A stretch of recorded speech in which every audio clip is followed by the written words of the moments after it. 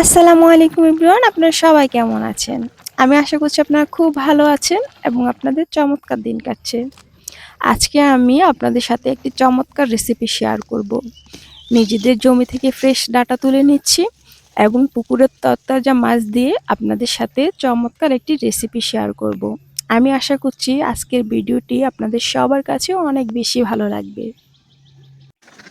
আমরা গ্রামের মানুষ, আমরা বেশিরভাগ সময় নিজেদের জমি থেকে শাকসবজি তুলে রান্না করি, কারণ গ্রামের বাজারগুলো অনেক দূর হয়ে থাকে। বেশিরভাগ সময় আমাদের বাজারে যাওয়া হয় না, সেজন্য নিজেদের প্রয়োজনের জন্য বাড়ির আশেপাশে কিছু শাকসবজি করে থাকি, নিজেদের প্রয়োজন মতো হয়ে যায়। গ্রামের বেশিরভাগ মানুষই নিজেদের প্রয়োজনে বাড়ির আশেপাশে শাকসবজি করে থাকে, আর সেই শাকসবজিগুলো খেতে বিশেষ করে অনেক সুস্বাদু হয়। যারা গ্রামে থাকেন তারা তো অবশ্যই জানেন। আমার এ ধরনের শাকসবজি খেতে খুব ভালো লাগে। যারা প্রবাসে আছেন তারা তো নিশ্চয়ই আমার এই রেসিপিগুলো দেখে গ্রামকে খুব বেশি মিস করবেন। যারা শহরে আছেন তারাও মিস করবেন এরকম ফ্রেশ তরতাজা শাকসবজি খাওয়া। এরকম ফ্রেশ সবজি দিয়ে তরকারি রান্না করলে সেই তরকারিটা খেতে খুব সুস্বাদু হয়। যারা খেয়েছেন তারা তো অবশ্যই জানবেন, আর যারা খাননি তারা একবার খেয়ে দেখবেন। আশা করছি আপনাদের সবার কাছে অনেক বেশি ভালো লাগবে। আজকের এখানে বেশিরভাগ সবজি আমাদের নিজেদের জমি থেকে করা। যেমন এখানে আমি ডাঁটা নিয়েছি, টমেটো নিয়েছি, আলু, গাজর, কাঁচামরিচ, পেঁয়াজ বাদে সবকিছু আমাদের নিজেদের জমি থেকেই করা। আপনারা তো বুঝতে পারছেন সবকিছু যদি এত ফ্রেশ হয় তাহলে তরকারিটা খেতে কত সুস্বাদু হবে। এবং আমাদের আজকে যে মাছটা দিয়ে রান্না করব সেটাও আমাদের নিজেদের পুকুরের মাছ। কথা বলতে বলতে আমার এখানে যা শাকসবজি আছে সেগুলো আমি কেটে নিয়েছি। প্রথমে আমি এখানে ডাঁটা কেটে নিয়েছি, তারপর গাজর কেটে নিয়েছি, আলু কেটে নিলাম, তারপর টমেটো, পেঁয়াজ, কাঁচামরিচ কেটে নিয়েছি। সবগুলো যখন আমার খুব ভালোভাবে কাটা হয়ে যাবে, এখন আমি সবজিগুলোকে খুব ভালোভাবে ধুয়ে নিয়েছি। বাকি বয়সটুকু ভিডিও করতে করতে দিয়ে দিলাম। আসসালামু আলাইকুম, বিসমিল্লাহির রহমানির রহিম। আজকে আমি রান্না করব ডাঁটা, আলু, টমেটো দিয়ে পাঙ্গাস মাছ। প্রথমে আমি মাছগুলোকে লবণ হলুদ দিয়ে মেখে নিচ্ছি। লবণ হলুদ দিয়ে খুব ভালোভাবে মাছগুলোকে মেখে নিলাম। দিয়ে দিচ্ছি কড়াইতে তেল, মাছটা নিচ থেকে লেগে না যায়।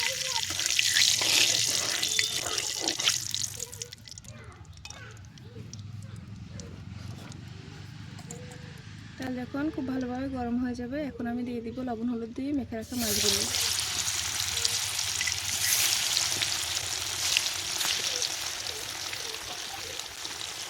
পাঙ্গাস মাছ কিন্তু ফুটে, সেজন্য আমি এখানে ঢেকে দেবো যেন তেলের ছিটকে গায়ে না আসে।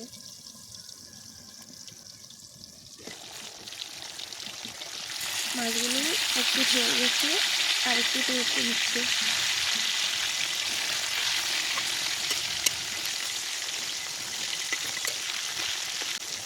মাছগুলো ভালোভাবে ভাজা হয়ে গেছে, মাছগুলোকে নামিয়ে নিচ্ছি।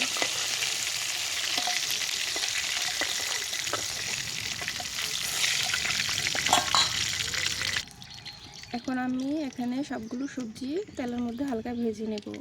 এখানে আমার আছে আলু, গাজর আর ডাঁটা।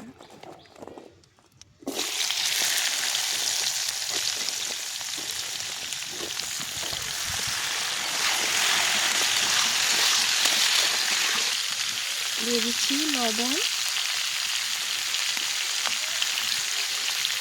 এবং হলুদের গুঁড়ো।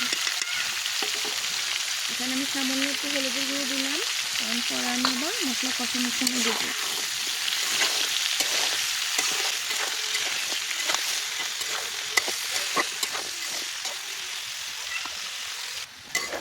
সবজিগুলো ভাজা হয়ে গেছে, এখন নামিয়ে নেব।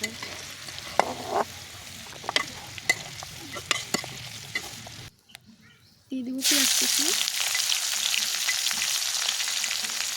রসুন কুচি,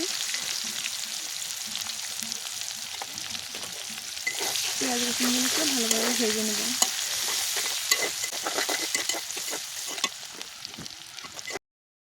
পেঁয়াজ রসুন লাল লাল করে ভাজা হয়ে গেছে, এখন আমি দিয়ে দিচ্ছি এখানে রসুন বাটা। রসুন বাটাটা দিয়ে কষিয়ে নেব। কাঁচা রসুনের গন্ধটা যাওয়া পর্যন্ত ভাজতে হবে। মশলাটা যেন পুড়ে না যায়, সেজন্য দিয়ে দিচ্ছি সামান্য পানি।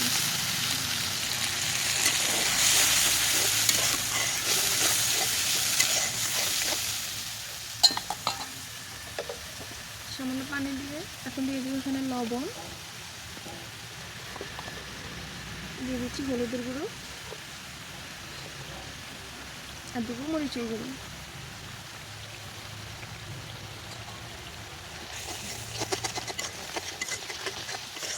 মশলাটা ভালোভাবে কষিয়ে নিচ্ছি।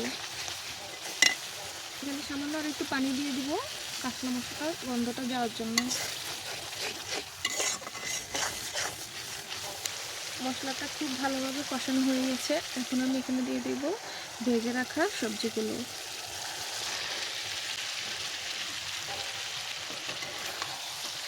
সবজিগুলো দিয়ে সবজির সাথে মশলাটা খুব ভালোভাবে কষিয়ে নেব।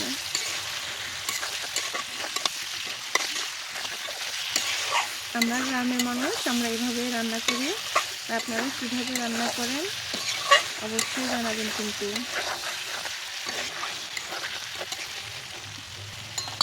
সবজিটা কষানোর জন্য সামান্য একটু পানি দিয়ে নিচ্ছি। সামান্য একটু পানি দিয়ে সবজিটাকে ঢেকে দেব।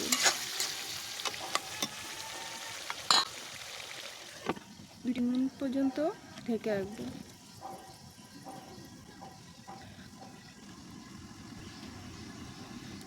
ঢাকনাটা খুলে একটু দেখে নিচ্ছি।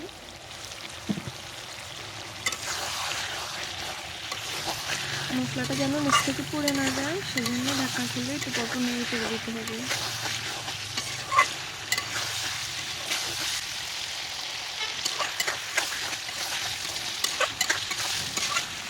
ডাঁটাগুলো খুব ভালোভাবে কষিয়ে নেব। যে কোনো তরকারি যত কষিয়ে রান্না করবেন তত সুস্বাদু হবে খেতে।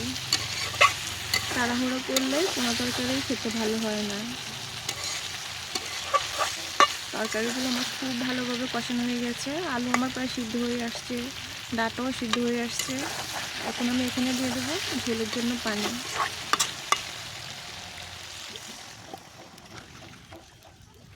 ঝোলের জন্য পানি দেওয়া হয়ে গেছে। এখন আমি ঢেকে দেবো বলক আসার জন্য। ভালোভাবে বলক এসে গেছে। এখন আমি এখানে দিয়ে দিচ্ছি টমেটো।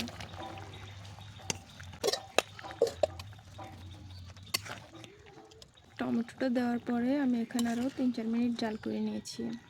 এখন আমি এখানে দিয়ে দিব আগে থেকে ভেজে রাখা মাছ।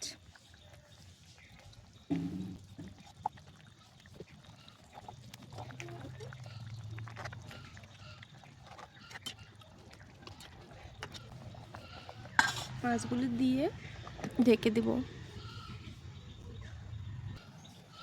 ঢাকনাটা খুলে দেখে নিচ্ছি। মাছগুলো একটু উল্টো পাল্টে দিচ্ছি। আমার তরকারিটা প্রায় হয়ে আছে। এখন আমি এখানে দিয়ে দিচ্ছি ধনিয়া পাতা। ধনিয়া পাতা দিয়ে আমি আরও 2-3 মিনিট জাল করে নেব। আমার রেসিপিগুলো আপনাদের কেমন লাগে অবশ্যই কমেন্টে জানাবেন। আমার রেসিপিগুলো যদি আপনাদের ভালো লাগে তাহলে আমার চ্যানেলটি সাবস্ক্রাইব করে দেবেন এবং পেজটি ফলো করে দেবেন। সবাইকে অসংখ্য ধন্যবাদ সম্পূর্ণ ভিডিওটি দেখার জন্য। সবাই ভালো থাকবেন। আসসালামু আলাইকুম।